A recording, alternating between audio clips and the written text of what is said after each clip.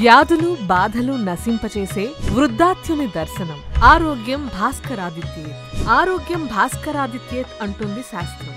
ఆరోగ్య ప్రదాత అయిన సూర్య భగవానుని ఆరాధిస్తే ఎలాంటి అనారోగ్యాలైనా పటాపంచలైపోతాయి. ప్రతిరోజు స్నానం చేసిన తర్వాత సూర్యునికి అర్ఘ్యం ఇవ్వడం, ఉదయిస్తున్న సూర్యునికి ఎదురుగా నిలబడి సూర్య నమస్కారాలు చేయడం, ఆదిత్య హృదయం పారాయణ చేయడం ఇవన్నీ సూర్య ఆరాధనలో భాగమే.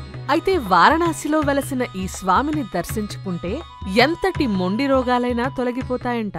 ఆ ఆలయ విశేషాలేమిటో ఈ వీడియోలో చూసేద్దాం. ద్వాదశాదిత్యులు ఇక్కడే. ఆధ్యాత్మిక వాసులకు చివరి మజిలీ కాశీ పుణ్యక్షేత్రంలో చూడాల్సిన ఆలయాలు ఎన్నో ఉన్నాయి. ముఖ్యంగా ఇక్కడ కాశీ విశ్వనాథుడు, విశాలాక్షి, అన్నపూర్ణాదేవి, కాలభైరవుడు, డుంటి గణపతి ఇలా గొప్ప గొప్ప ఆలయాలు కాశీక్షేత్రాన్ని మరింత పావనం చేస్తున్నాయి.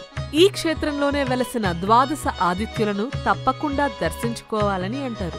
అందులో ఒకటైన వృద్ధాదిత్యుని విశేషాలను ఇప్పుడు తెలుసుకుందాం. వారణాసిలో సూర్యభగవానుడు కొలువైన 12 దేవాలయాలు విశేషమైనవిగా స్థల పురాణం చెబుతోంది. అలా పూజలో అందుకునే ఆదిత్యులలో వృద్ధాదిత్యుడు ఒకరు. వృద్ధాదిత్యుని ఆలయ స్థల పురాణం. పూర్వకాలంలో హారితుడు అనే భక్తుడు ప్రతినిత్యం సూర్యభగవానుని పూజిస్తూ ఉండేవాడట.